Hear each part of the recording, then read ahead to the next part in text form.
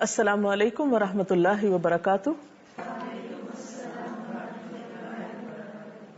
نحمده ونصلي على رسوله الكريم اما بعد فاعوذ بالله من الشيطان الرجيم بسم الله الرحمن الرحيم رب اشرح لي صدري ويسر لي امري واحلل عقدة من لساني يفقهوا قولي.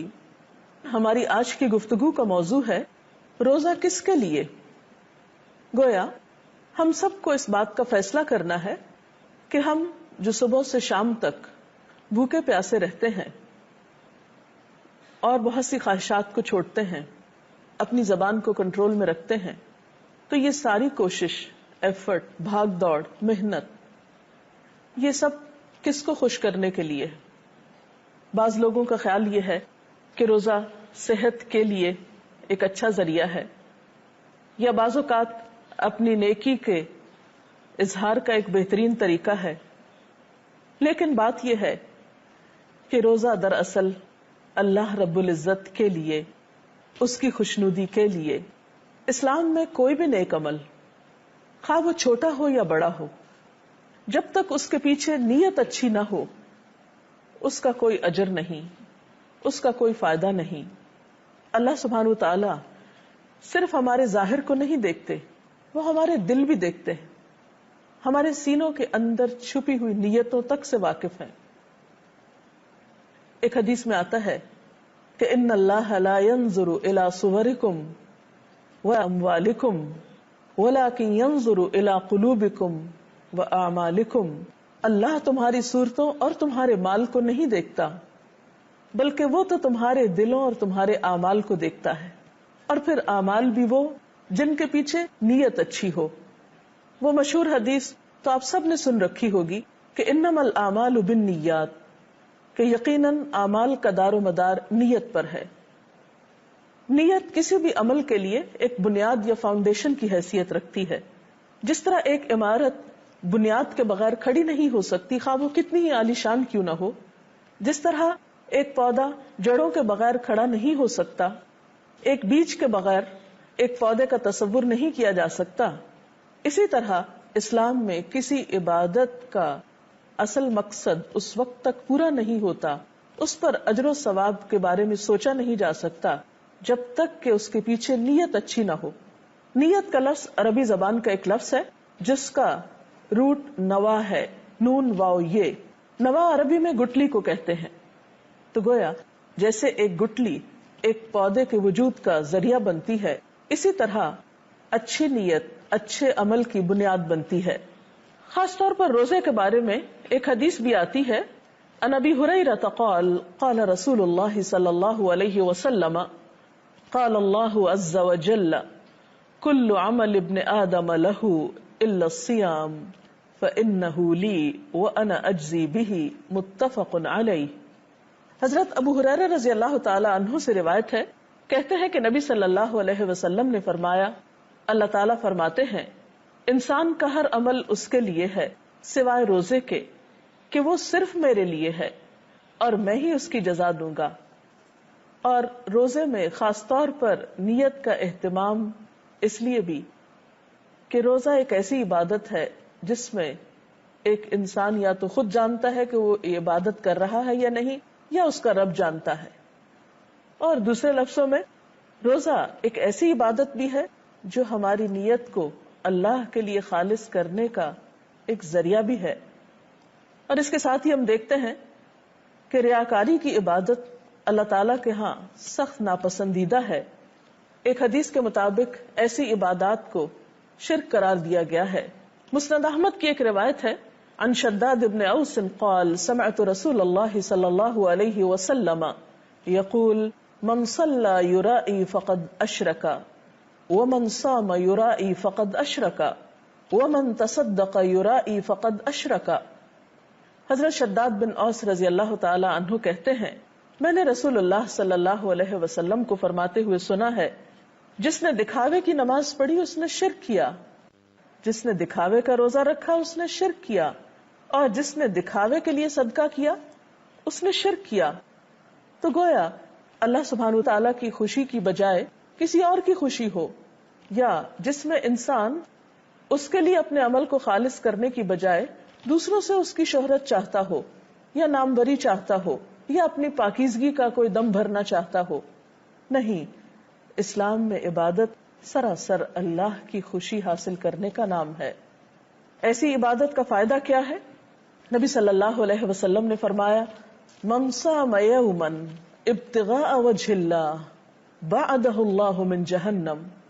بہقی کی اس روایت کا مطلب یہ ہے کہ جو شخص اللہ تعالیٰ کی رضامندی کے لیے ایک دن کا روزہ رکھے گا اللہ تعالیٰ اس کو جہنم سے دور کر دے گا. تو گویا یہاں بھی جہنم سے دوری کی وجہ محض روزہ رکھنا نہیں ہے، بلکہ روزہ اللہ کے لیے رکھنا ہے. اور اللہ کے لیے رکھنے کا مطلب کیا ہے؟ اس کی رضامندی اور اس کی خوشی چاہنے کے لیے.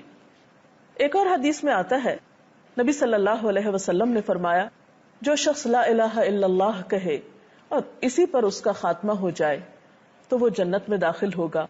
اور جو اللہ تعالیٰ کی خوشنودی کے لیے ایک دن کا روزہ رکھے، ایک دن کا، اور وہ اسی پر مر جائے، یعنی اس کے دل میں اور کوئی غرض نہیں تھی سوائے اپنے رب کی خوشنودی کے، تو وہ جنت میں داخل ہوگا.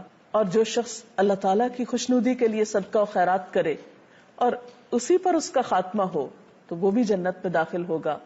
اب سوال یہ پیدا ہوتا ہے کہ پھر روزے کی نیت کیسے کی جائے؟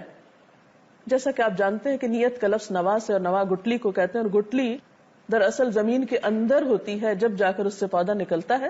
تو اسی طرح نیت کا تعلق انسان کے دل سے ہے. نیت دل کے ارادے کا نام ہے. اس کے لیے کچھ مخصوص الفاظ آپ صلی اللہ علیہ وسلم نے ہمیں نہیں سکھائے. اور نیت دراصل انسان کا اپنے شعور کے ساتھ خود اپنے ساتھ ایک وعدہ اور ارادہ ہے کہ میں یہ کام اللہ تعالیٰ کے لیے کرنے جا رہا ہوں. اب سوال یہ پیدا ہوتا ہے کہ نیت کس وقت کی جائے؟ تو روزہ رکھنے کی نیت روزے کا وقت شروع ہونے سے پہلے کر لینی چاہیے، کیونکہ حضرت حفصہ کی ایک روایت میں آتا ہے کہ نبی صلی اللہ علیہ وسلم نے فرمایا من لم یجمع الصیام قبل الفجر فلا صیام لہ. جس نے فجر سے پہلے روزے کی نیت نہیں کی اس کا روزہ نہیں. تو فرضی روزے میں روزے کی نیت فجر کے شروع ہونے سے پہلے کر لینی چاہیے. گویا جس وقت آپ کی سحری کا وقت ختم ہوتا ہے اس کے ساتھ ہی نیت شروع ہو جانی چاہیے. تو خلاصہ یہ ہے کہ انسان جو بھی اچھا کام کرے وہ دکھاوے کے لیے نہ کرے، لوگوں سے جزا پانے کے لیے نہ کرے، لوگوں کی تعریف چاہنے کے لیے نہ کرے، بلکہ اللہ کے لیے کرے. کیوں؟ اس لیے کہ سب کچھ تو ہمیں اسی نے دیا.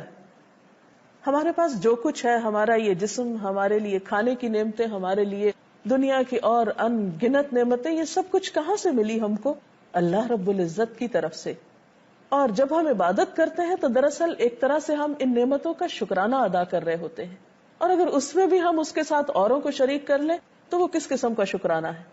تو بہرحال روزہ اللہ کے لیے، اللہ تعالیٰ ہی اس کی جزا دینے والا ہے. دکھاوے کا روزہ شرک قرار دیا گیا ہے. اور روزے کی نیت دل میں ہوتی ہے اور نیت کا وقت فجر سے پہلے تک کا ہے. اگر اس کے علاوہ نیت سے متعلق آپ کے ذہن میں کوئی سوال ہو تو آپ کر سکتے ہیں. جی آپ کیجیے سوال. میرا آپ سے سوال ہے کہ روزے کی نیت کا صحیح طریقہ کیا ہے؟ روزے کی نیت دراصل دل میں ہوتی، اور اس کا آپ کو پتہ کیسے چلے گا؟ مثلاً آپ رات کو جب سونے لگتے ہیں تو کیا سوچ کر سوتے ہیں کہ مجھے صبح روزے کے لیے اٹھنا ہے.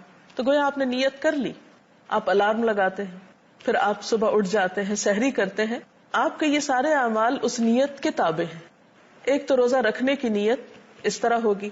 دوسرا یہ کہ جب آپ سحری کھا رہے ہوں اور آپ روزے کی حالت میں ہو تو اس وقت نیت کی مزید تجدید کر سکتے ہیں کہ میرا یہ عمل خالصتاً اللہ تعالیٰ کی رضا کے لیے ہے. اور خصوصاً اس وقت جب آپ کو بھوک لگی ہو یا آپ کو روزے کی وجہ سے کسی قسم کی کوئی دقت یا پریشانی ہو رہی ہو تو اس وقت اس تکلیف کے احساس میں پھر اللہ تعالیٰ کی خوشی کے لیے اسے اچھی طرح برداشت کر لیں اور اس کا تذکرہ نہ کریں اور اپنی حالت کو بھی بہتر رکھیں، کیونکہ جو کام اللہ تعالیٰ کے لیے کیا جاتا ہے وہ پھر خوبصورتی سے ہی کیا جانا چاہیے. اور اگر کسی وقت کسی انسان کی کوئی تعریف سن کر دل میں یا نیت میں کوئی خرابی آنے لگے اور انسان کے اندر کسی قسم کی کوئی کجی آنے لگے تو فوراً یاد کر لے اپنا اصل مقصد اور سوچے کہ نہیں، مجھے کسی انسان سے اس کا کچھ ریوارڈ نہیں چاہیے، میں نے تو یہ کام اللہ کے لیے کیا ہے اور اسی سے میں اس کی جزا چاہتا ہوں. جی. جس سے آپ نے بتایا کہ روزہ ہماری نیت کو خالص کرنے کا ایک ذریعہ ہے، تو ہمیں کیسے پتا چلے گا کہ ہماری نیت خالص ہے؟ بات یہ ہے کہ روزہ آپ کی نیت کو خالص کرنے کا ایک ذریعہ بھی ہے، اور اس میں کوئی شک نہیں، کیونکہ اگر آپ چھپ کر کوئی کھا پی لیتے ہیں تو کسی اور کو پتہ نہیں چل سکتا سوائے اللہ تعالیٰ کے. اس لیے یہ عبادت آپ کی اور اللہ تعالیٰ کے درمیان ہے. اب اس میں یہ ہے کہ آپ کو کیسے پتہ چلے گا کہ آپ کی نیت خالص ہے یا نہیں. تو آپ اپنے لیے ایک معیار مقرر کریں کہ آپ روزے کی حالت میں اپنے آپ کو اللہ تعالیٰ کے کتنا قریب پاتے ہیں، کیونکہ جس کی خوشی مقصود ہوتی ہے اس کی یاد بار بار آتی ہے اور انسان روحانی طور پر اپنے آپ کو اللہ تعالیٰ کے قریب پاتا ہے. تو جتنی زیادہ آپ کی نیت خالص ہوگی اتنا ہی زیادہ آپ کو اللہ تعالیٰ کا قرب محسوس ہوگا، اور آپ کے اپنے اندر ایک فرقان پیدا ہوگا. جیسے کہ ایک آیت میں آتا ہے کہ ان تتقوا اللہ یجعل لکم فرقانا، اگر تمہارے اندر اللہ کا تقوی ہوگا تو وہ تمہارے اندر ایک کسوٹی پیدا کر دے گا، ایک میزان پیدا کر دے گا. جیسے ایک تھرما میٹر ہوتا ہے بخار کی حرارت کو ناپنے کے لیے، تو بالکل اسی طرح انسان کے اندر بھی اللہ تعالیٰ ایک ایسی سوچ اور ایک ایسا احساس پیدا کر دیتے ہیں کہ جس میں انسان اچھے برے کے فرق کو پہچاننے لگتا ہے. تو یہی فرقان آپ کو بتائے گا اور احساس آپ کو بتائے گا کہ آپ اللہ تعالیٰ کے کتنے قریب ہیں. اجازت چاہتے ہیں. اللہ حافظ.